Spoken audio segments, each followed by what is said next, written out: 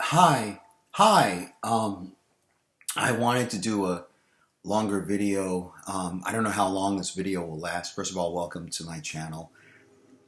Um, this morning I felt really stressed, and I wanted to talk. I was I work with somebody. Where there's a divider usually, and our desks are buttressing each other, and I just felt stressed out, and I felt certain things, and before time would come that I would head home, I figured maybe I would talk on. I would use this. I would post a video because I hadn't posted one in a while, and um, I know been like a week or something, but to me it's a long time because there are a lot of topics I'd like to talk about and share. Um, First of all, so forgive me for if I seem to shift in topic sometimes. Um, One thing is, I back in June, I think I had had my hours cut. Well, my hours were cut because I was told the incoming business slowed down, so I had to find another part-time job, and so fortunately, soon I found another part-time job at another company. So I've been working at two jobs, and it shouldn't be that time consuming or much of a strain on me, but I'd still like to talk about it because I guess it feels like it's a strain. Um, I work in the primary job had been 7 o'clock till 3:30, which was wonderful because it was structured, it was every day, and I could plan around it. So then they cut me back to 7 o'clock to 11 o'clock, which means I get up at 5 o'clock in the morning, and I have to be basically driving. I get in my car around 6:30 to be there at 7 o'clock, and then I leave at 11. And then my second job um, fluctuates. Usually it's Tuesdays and Thursdays and Sundays um, from 3 till 8 in the afternoon to evening, um, which is annoying because I guess maybe I don't like working late at night at another job. If it's at home, that's something different. I mean, if it's for myself at home, that's different.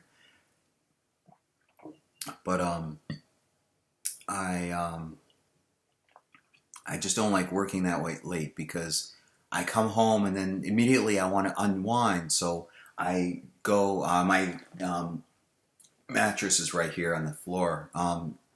My TV is right nearby, basically right there. Um, you can see my bed is right on the floor.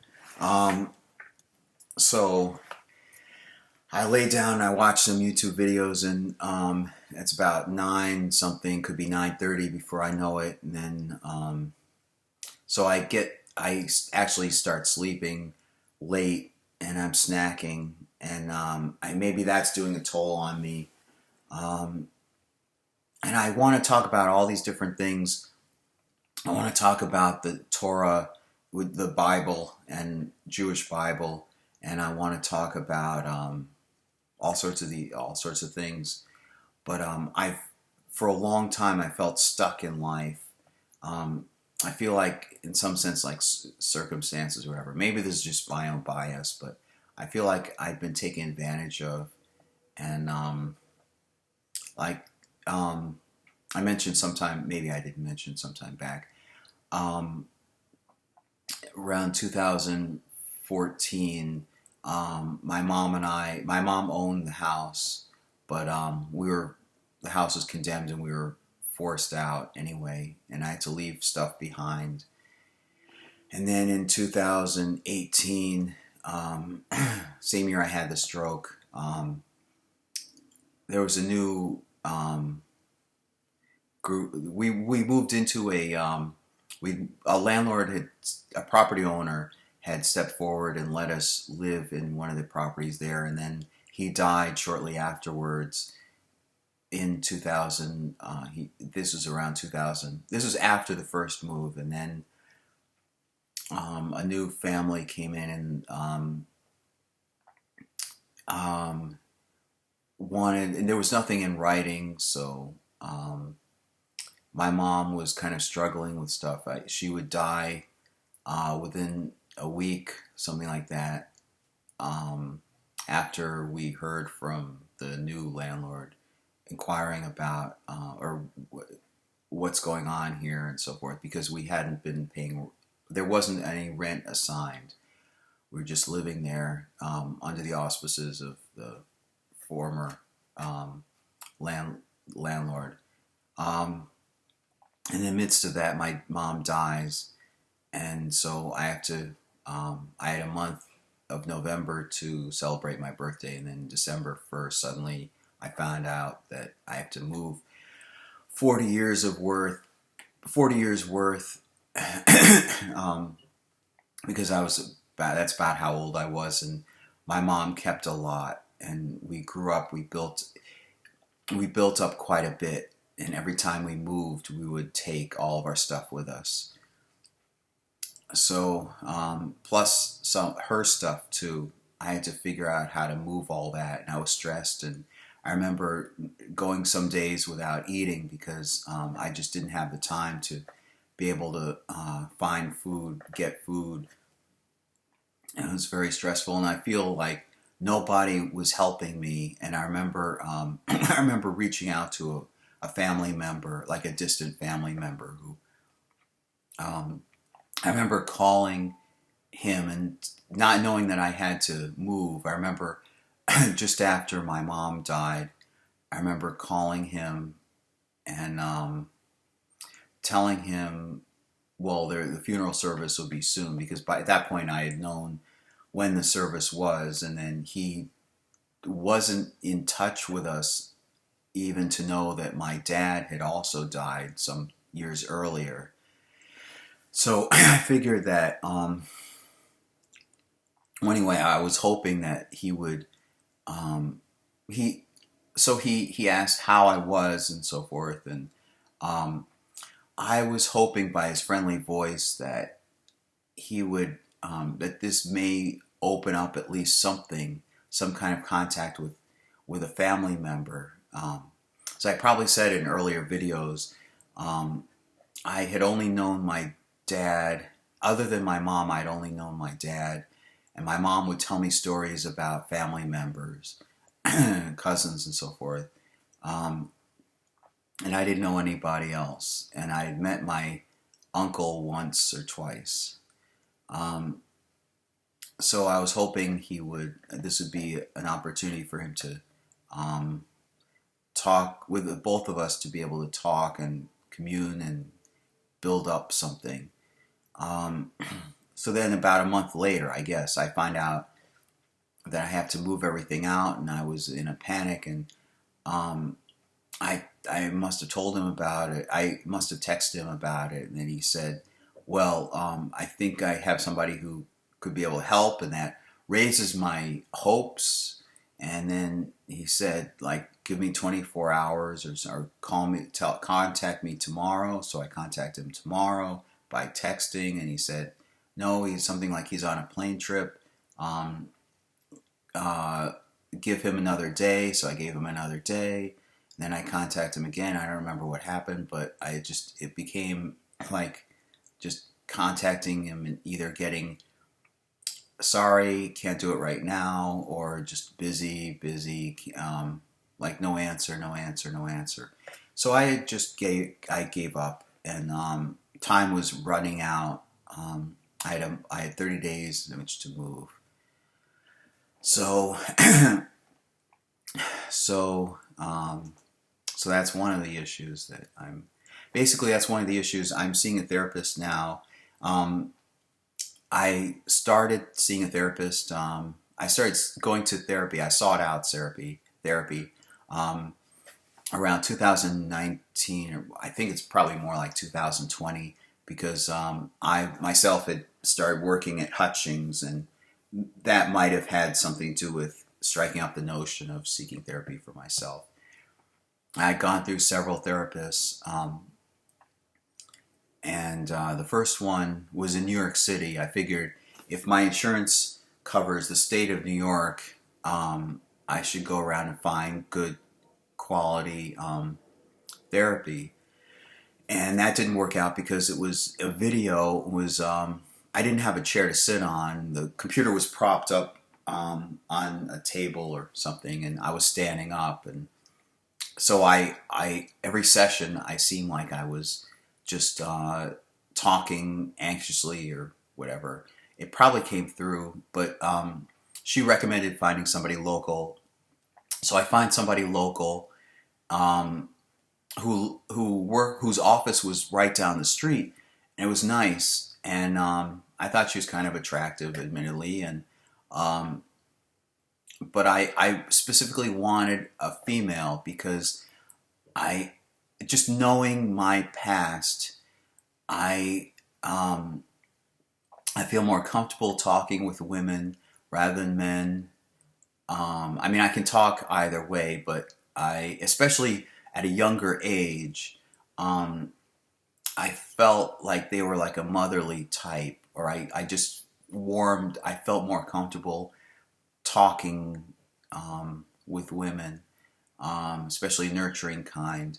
Um, so I went in for two sessions, like an intake, one or two intake sessions at her office, and then after that, I remember that's around when COVID hit, and then everything was by phone, and so it became phone a friend. I remember at my job working with somebody who was um, not was uncomfortable and awkward to deal with because she would essentially criticize, um, and said some demeaning things. Not, let me rephrase that. Well, let me give you an example. I was just learning the job. It was like 2 weeks into it, and she asked if I had memory problems. That bothered me, and it was just to me it was a matter of learning remembering understanding the organization, because I was filing that it was all involving filing. And I had come from an insurance agency job where each document was like there were several documents that pertained to the same thing, but they looked different because they were formatted from different companies. So I wanted to be very specific about which form went where. So then I remember she asked that again. It was just sometime later. It was just annoying because anybody who knows me, who's actually seen my work, knows how alert and how what good memory, sharp memory, and remembering things, references, and all that research I'd done, um, online research and reading and so forth. I can remember things I read. I can remember quotes. I can remember visually what happened in movies, so forth. Name people's names and dates and facts and figures and so forth. So that really hit home. And then later on, when she was, later on, she said she didn't know how I was able to put up with her. That was a nice, like, sorry, some sense apology. And she was very nice, and that didn't. I mean, that uncomfortability didn't last long. It was that period, and she was nice after that. Um, but anyway, it became with this therapist. It became phone a friend. A lot of times, I must have talked a little bit about other issues. I went in knowing exactly what issues I wanted to talk about. Um, but it became phone a friend. It didn't help all that much. It helped to ease or soothe something temporarily.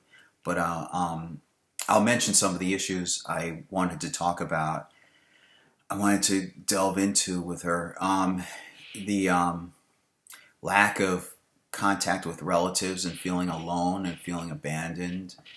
My mom had died, and having lost, having to leave things behind after having found them and thinking that they had been lost in a previous move only a few years earlier.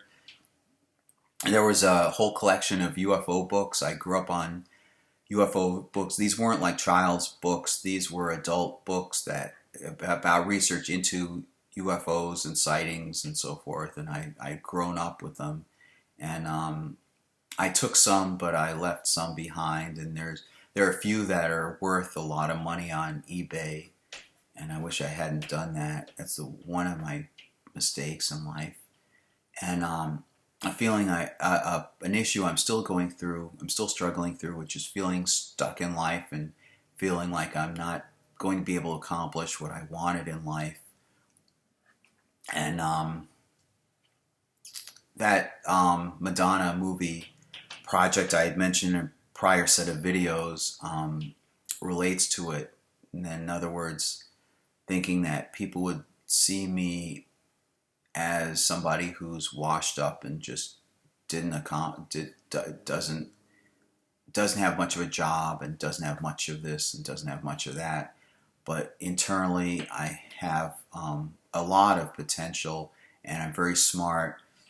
My mom and dad, and my uncle were all members of Mensa, and I never took the test. And I was for two reasons I haven't elected to make the effort to take the test, because I know a friend who's also a member of Mensa, and he didn't seem to get much out of it. It depends on what chapter you join, I guess. But if I pass the Mensa test, that would just mean that it would confirm something that I've known anyway, that I'm smart and so forth. I wouldn't mean that it would be a credential, like a diploma. It would just mean, yeah, this certifies that I'm smart. And the other thing is, if I went to meet other Mensa members, which would, something that would mean something a great deal to me, and would be of great help to me, would be to be amongst other smart people, especially creative people. But joining a Mensa chapter doesn't necessarily mean that you're going to be amongst people who are open-minded. And there's something called emotional intelligence, and I think I have a lot of that too. So I think I have both emotional and intelligence. I have both EQ and IQ. I think high EQ and high IQ. My mom had said that I have high EQ as well. So going back to the therapist, after the Phone a Friend one, she actually helped get me a car because she had connections to a dealership. I mean, I'm making regular payments on it, but she knew somebody. She drove me over, and I signed the forms, and she drove me there, and she knew somebody to talk to, basically. She was somebody who made a referral. After her, there was somebody. This time I took the advice of my friend, that's also a Mensa member, who suggested seeking out a male therapist. So I would do one by video. I have an iPhone. This is my iPhone right here, and it was a small little image on a screen. I would talk with him, and the two of us would talk, and that went okay for a while. I think I'm skipping out somebody. I am skipping out somebody. There was somebody in between that I had mentioned before, who about cross-dressing. I don't know if I mentioned that before or not, but that was, I think that one came before. Yeah, yeah, that one did come before. That I'd been cross dressing a little bit, and that's the one. Must have been after the woman with the deal who helped get me the car. Um, this one, there was that one after that. Then after her, I don't have to get into details. Basically, she had at some point she had to take care of other concerns, so she couldn't be one for me anymore. So then I I took the advice of somebody going to a guy for a while, and that was the video. Both of them were by video, and so I, I, I took what they had. I mean, I fortunately I had somebody, but it would have been a lot better if I was able to talk with somebody person to person, and it it didn't feel as much like a therapy session. It seemed like talking to an image on a screen, which is what it was.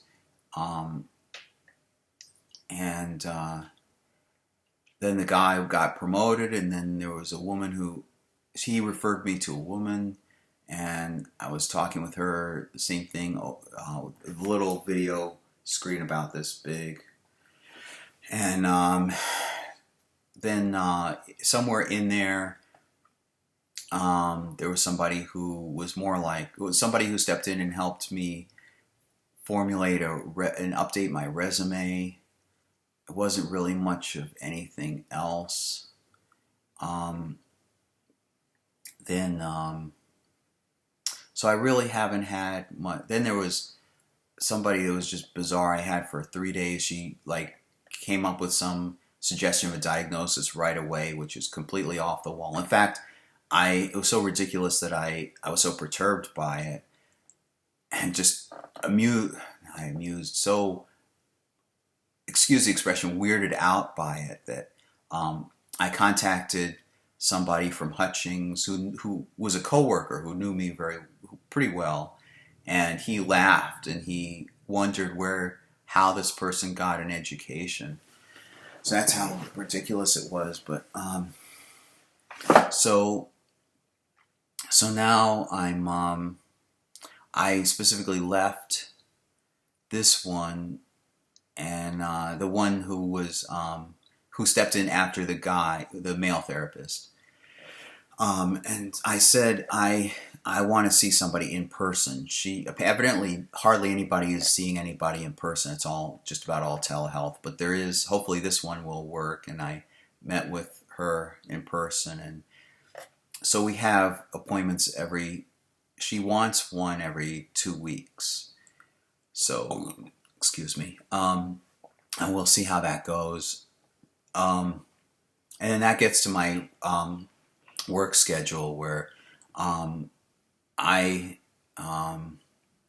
I feel like I don't have much time for myself and my own projects, and because of that, it feels like more of a burden, because there are these distractions, and I have so many projects. I want to work on that 10-minute film about the Madonna movie project. I got in touch with an independent producer, and he works on movie budgets that are like a couple $1 million, which isn't much. But I valued his advice. I valued talking with him, and he said he gave me some leads for help, like legal help, because I mean, especially for Madonna movie project, I'd want like legal consultation in terms of getting copyrights and like licensing music and stuff like that. And if I was able to luckily get Madonna to agree to be portrayed in the movie by somebody, or at least have some likeness of her in the movie, I'd want to get legal consultation, make sure everything's smooth. So he gave me some leads, and he said he liked the project idea. He liked the premise. Um, he said if I interpreted him correctly, he said he couldn't step in now, but if I had other help stepping in, he could step in after that. Um, so he recommended doing a short film, and I want to say that there are a few times in my life like this where I wish I could turn back the clock, and I'm just one person struggling, trying to make the best decisions possible, and um, feeling kind of like a failure. This movie project. My movie career is one of the few things, I guess the only thing in my life so far where I feel like a failure. Um, because I that was going to be my career. I work with people and I live essentially in a world that doesn't respect movies and doesn't respect television storytelling in general. And I don't feel like I fit into that world. Um, Maybe that kind of world is only in the movie industry. Maybe even then they don't. They have to at least value storytelling.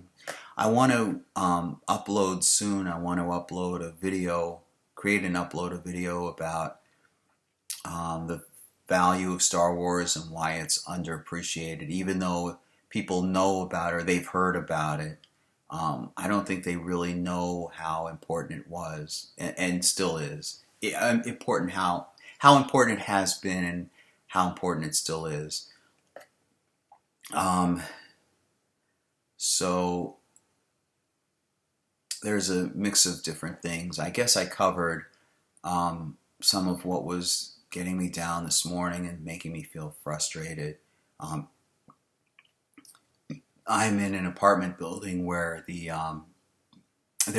yesterday I had to leave early from work. I was at work about an hour or something like that, and I had to get home because I had to let some people in. They were inspecting all the apartments in the building, checking for something like water leaks or water line, and check the smoke alarm. I mean, routine things.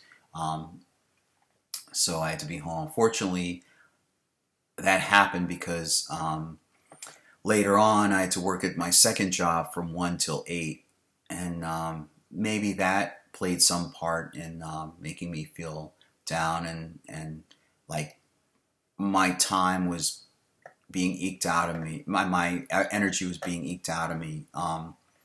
I'm feeling sometimes like days like that when I would go into work, I feel robotic, like I just go through the motions and I'm just like dead tired and like a dazed look on my face. I have to confess, I sometimes I hope that somebody actually notices the dazed look on my face and asks what's wrong. Um, this is called Introspection with Jeff, so I might as well mention that when I was younger in school, there were times when I would be teased or times when my mom was going through something. I guess I'd been thinking about talking about this, but my mom's deceased and I should be open about this. My mom heard voices, so forth, and recently I in the past, a few years ago, around the time just before she died, I started questioning the veracity of the voices themselves, that they were really existing.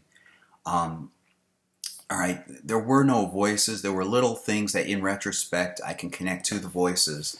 But the first time I remember her actually talking about voices was in 1985.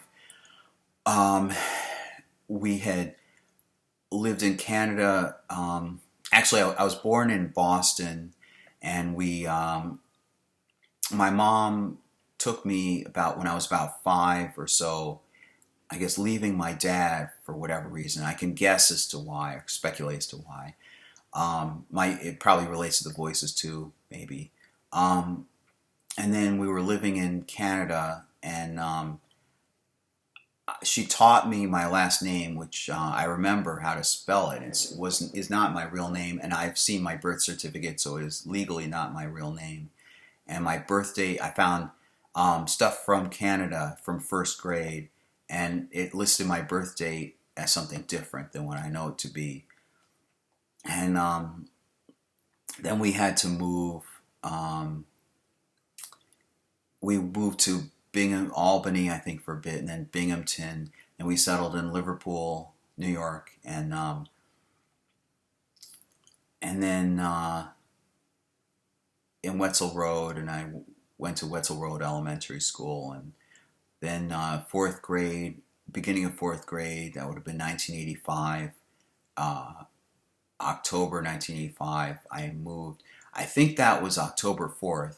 And as I recall, I think Misfits of Science, a great show, by the way, it only lasted one season, was about to premiere, something like, as I recall, and I missed it, something like that evening because we were involved in moving. Maybe I had seen it, but I think it was the same evening, something like that. So we move into this house where we live on the top floor, and I mentioned that in an earlier video. And so that's when she mentioned that the people downstairs kept bothering her. It would keep bothering her at night, and then that bothering would talk. At first, she talked about high-pitched whistles and sirens and so forth, and occasionally she would tell me, cover your ears and so forth. She was very concerned that I wouldn't hear it or I wouldn't be affected by it. And she would talk about people shouting at her aggressive things or obnoxious things. And her mattress was on the floor. I got the bed. She would give me comfortable things. She would make sure that I was comfortable, and she sacrificed. And so she slept in a different room, of course. She slept in what I think was really a closet. It's hard to describe. Well, there was the main living room, and then the stairway. If you're looking at a floor map, there's the living room, and then there was an alcove here. She was sleeping here. If you go down here, there's a little hallway, and over here, there's the door to go down, out, then downstairs to the front door of the whole building. Up here, here's the bathroom here.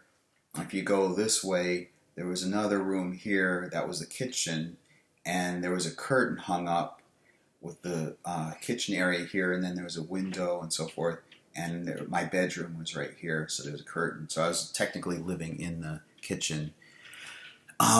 So she would occasionally come in and check, try not to wake me up, but check to see if there was a high-pitched, what you would call a high-pitched noise or high-pitched whine. I remember when I first heard this, I would mention it to classmates at school, and good, I'm letting us all hang out now. I would mention it to kids at school, and then word got around, and then the teachers, and I remember in gym class one time, somebody making fun of me, and him saying, "Oh, is your mom a dog?" Because she can hear high-pitched dog whistle. Because I think she called it a dog whistle. She would probably say something like, I remember her saying something like, they're high-pitched sounds humans can't hear, but they still could be affected by them, that makes sense to me. She was very smart and alert in terms of science, and like intuitive and figuring, and not necessarily, well, being skeptical about what science knew at the time. Just like she mentioned one time, shortly before her death, she was somewhat knowledgeable about UFOs and alien abductions and so forth, and the classic gray, the image of the classic gray, she mentioned some thought she had that the large eyes and the slit for a mouth could be some impression that of a human recognizing what they communicate with. To Let me rephrase that. It's perhaps indicative that each of us recognizes the eyes when we're talking to each other, and not necessarily sometimes the mouth. Um, so I thought that's clever. That, like, interesting insight or interesting idea. That's a little taste of how she thought. So anyway, I hushed up, I guess, after word got around. I remember one time being sent down to the school office, and I don't remember what the person's title was, but it was person started asking me about the voices and so forth, and at one point she asked, were they aliens or something, and I thought she meant illegal immigrants, and I said, like, I was I would have been about 8 or 9, something like that. No, I would have been 9, approaching 10. Well, at that point I would have been probably 10. Generally, that you get the idea. I I said, well, something like, well, they're probably from the United States. And she said, no, I mean like aliens from outer space. And I thought I'm not going to be able to get through to her. So I basically hushed up quite a bit after that about it, and I just endured it at home. And she always was very kind and considered, emotionally giving towards me and nurturing and so forth. She would just hear these voices like day and night, and she would talk to me about how they kept her up day and night, and she would point to like bags under her eyes and how she didn't get any sleep. And I remember hearing her talking while I was trying to sleep. She would say, like, murderer, stop that. These are direct quotes. Murderer, stop that. Cut that out. Like, sometimes it bothered me when the two of us were talking, and then she would suddenly stop and then turn her head and then say, murderer, cut that out. Like, it was felt literally, I guess, what were decades of this can take a toll on you. I remember many times in this model in the corridor here, off to the side, there was a staircase going up to an attic. We kept a lot of things up in the attic. And to escape the sound, sometimes she would wake me up, and this would be like on a school night, like the school the next morning. She would wake me up, and we would go up to the attic, and I would try to sleep. We would have to escape the sounds, or go far away, enough away from the sound emanating supposedly from the floor below. And I remember collecting comics at the time, like Star Trek. I was never an avid comic book collector other than 2 series. One, Transformers, and the other is Star Trek. The Marvel Transformers comics, and the DC Star Trek comics. I also collected the Marvel Star Trek comics a little bit. I mean, I knew of them, and I had a few issues. So DC put out a 2-issue Who's Who directory of characters in Star Trek, and one of them was David, who's the son of Captain Kirk. And I remember looking at this artist illustration of him with these broad shoulders, and I mean, in the movie, he's 2 movies, he's like about 20 years old, but depicted, he's broad-shouldered, he's looking up, kind of like brave and not heroic quite, but like just like he was just standing, just almost sternly, like confronting whatever fate he was going to be dealt, kind of. Um, so I looked at that, and I remember the drawing, and I remember I probably even looked at it while one of those times while sitting up there on the steps in the attic, and thinking about the kind of life I was situated in at the moment. So sometime I want to do a video on my how Star Trek, on my upbringing, and how Star Trek had impacted it, and also mention some um, things as to what makes Star Trek important, and it also being something underappreciated, very underappreciated. Um, so, um, so I believed what she was saying because, I guess, stupidly or naively, because other people, because in other respects, she seemed very alert and aware about what was going on in the world. She seemed alert. She seemed like cognizant of what was going on around her, so forth. Um, and then we moved into her own house, and she would talk about the two neighbors on either side, and things seemed to escalate. And she would talk about, I don't feel like going into that right now, but um, she would talk about them following her, and um, she'd have to, she she would talk about hearing things that she had said repeated back to her, so she reasoned that they must have written down what she was saying. And she mentioned like records from like childhood, like stuff that her teacher had said, that they must have found out about that, and they somehow, and then they would say that back to her. So I remember when it would be snowy days, freezing cold outside. There was a porch, and we'd sit on the porch out in the porch. It was covered over. It was part of the house, but it was a porch. We would sit there until the sound stopped.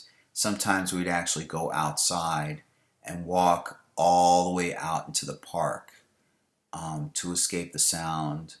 And sometimes she would say there must have been somebody out there watching us or recording us or listening to us.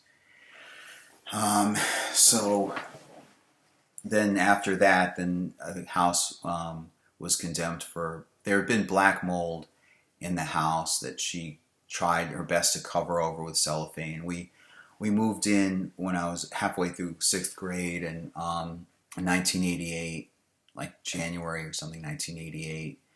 And I even remember which two episodes of The Next Generation fell on either side of us moving, because I remember watching the commercial for the following next week's episode, and I knew which one that was. So it probably was around January. So it was, by the way, it was Datalore. So the one before would have been between The Big Goodbye and Datalore, I think, was when we actually moved. So, so so we had to move finally because the house was not in a condition as deemed by the city or the county, the town, the code authority, the town code person. So we were effectively kicked out, and somebody stepped in and said we can live one of his properties, and we went there. But that was in the end of 2014. So all that time, I guess I was exposed to black mold potentially. So when people say that, when I see nice homes and well-kept homes and things in good. That's why I value everything I have. One reason I value everything I have, because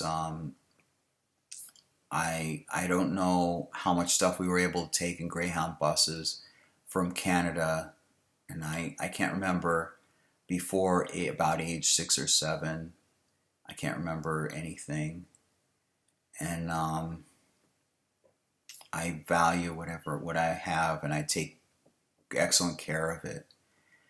And that's again, that's also an issue. Well, it's like as I said before, it's one of the issues. Um, Having had to leave stuff behind, and um, maybe that relates to hoarding, or maybe it's conducive to hoarding. Um, I just I get things when I the things that I buy or the things that I acquire, I value very much, and um, I don't just get it for temporary use. I hold on to it. Like all these DVDs, I know um, if I want to watch a movie, I enjoy the movie and it stays with me. I'm not one to just watch a movie once. Usually, um, I enjoy it. And it was my profession. It was the profession I wanted to get into. Um, so I have all these DVDs and they mean something. And my comic book collection means something. And I had tons. I had huge boxes of books. My dad would send me books along with letters and stuff that I wasn't interested in as much as a child, but as an adult, maybe I could have done something with them. And I left a lot of them behind. I had a whole couple of boxes of Star Trek books that I got basically for free or for because our library would hold book sales, and um, once a year, well, I mean, periodically, like through the year, you could, for 25 cents, you could, or 50 or something or other, you could buy they would have, in the hallway, they would have a shelf with lots of books, and every day they were available. You could pick one out and then go and buy it. I mean, it's not like a bookstore, but it's like donated books. You could go and if it looked appealing, you could go and buy it. So that's how I accumulated quite a few books, and um, the annual book sales, I was able to pick up quite a few books. So I had quite a large Star Trek novel collection built up. I had a really good UFO and paranormal book collection. It's really sad that I left some of that behind, especially since on eBay I looked to see if I could reconstruct it. And one book in particular, there's been a reprint, but I had the original for free. I mean, or 25 cents or something or other. I was able to get it. It's Walter. I can't remember. The one who was the Walton. Claimed he was abducted around 1975 or 75, something like that. Um, I'm blanking on his name. I think Walton. Travis Walton, the Travis Walton Experience. The book was the Travis Walton Experience. So sometimes, as happens with these things, there are reprints, and every time you have a book reprint, things are changed and things are altered, and there's a newer edition of it. Same thing with one of Bud Hopkins' books, Intruders, and Missing Time. He wrote Missing Time before that, and it's a shame I left those behind. Um, on Kindle and so forth, I bought those digital forms of those books, but I want the original. It's a shame I had the original probably 1975 edition of the book, and I've gone online, and there's one company that's a real I want to say nasty. It's a real tease. They they said, "Oh, we've got." I remember it now, but I don't want to mention the name of the company. But it says, "Oh, we found the book for you," and then it's some price, and then you go and actually try and buy it, and it says, "Oh, whoops! Well, there's a price change now. It's $100 something," and I don't know if I've hesitated buying it for that much, but I lost quite a bit. It's not just the money. I mean, the money indicates how rare and how special the book was. It's not the money to me, it's more like how rare and how special it was. So, anyway, it's ironic because I might as well, I'm saying a lot online here, but in terms of relatives, I want to establish more of a relationship with and trust and friendship with my relatives, but I have to say it that one relative from what I researched could probably help with a like snap of his finger. I'm from an outside vantage point, it seems with a snap of his fingers he could help with a lot of this.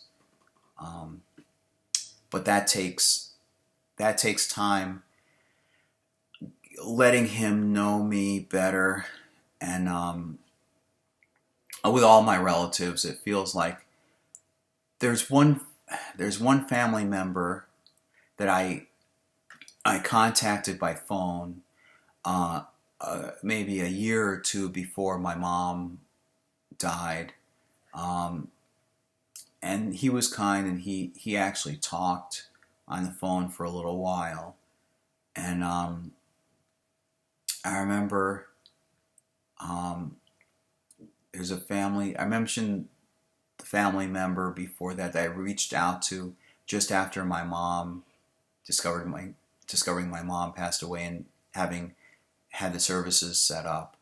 Um, we've been in contact a few times, but usually, I guess over time, I've built up this feeling as if he doesn't have time for me, or I guess he. I remember recently I was lucky enough to be able to talk with him over the phone. It's like pulling teeth, but I was able to talk with him over the phone, and I asked him if I was the black sheep of the family, and he said no, and that gave me some happy reassurance that it's not intentional. Like when they say they're busy or they just don't get back to me, it's not intentional. I have to remember that. Um, Partly, I wanted them to help fill in the void left by my mom's death, and one family member is on Instagram, and I I sent a paragraph or two. I I would say like, "Hi, how are you?"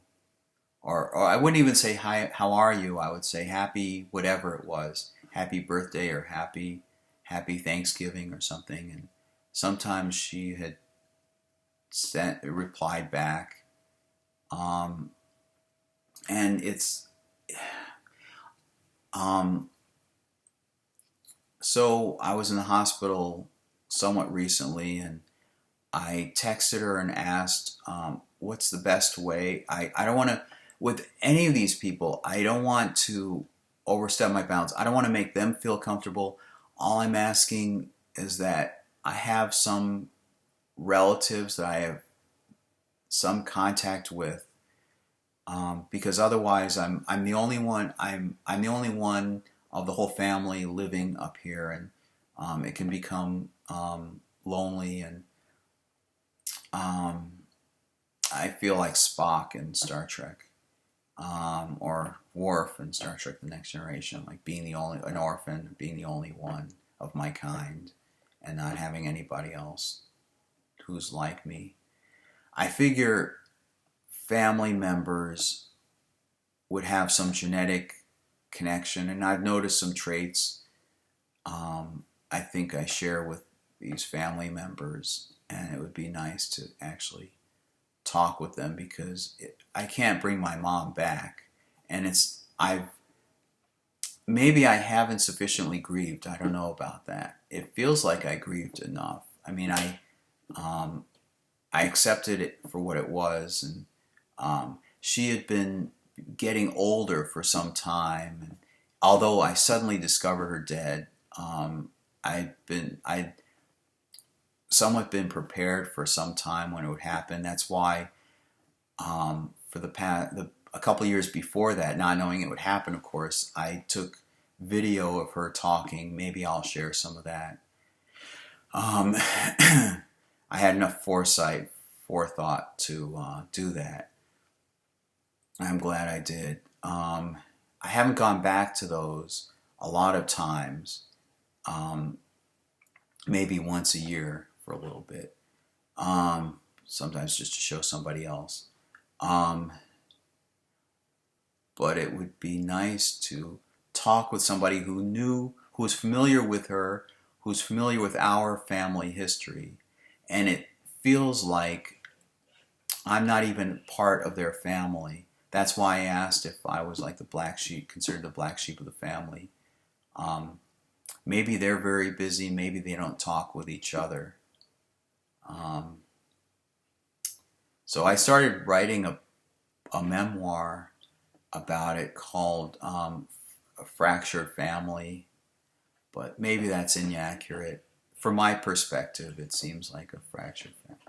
I also think that I hope that they have um, knowledge that could help answer and fill in gaps in what happened with my mom because, yeah, we're going back to my mom.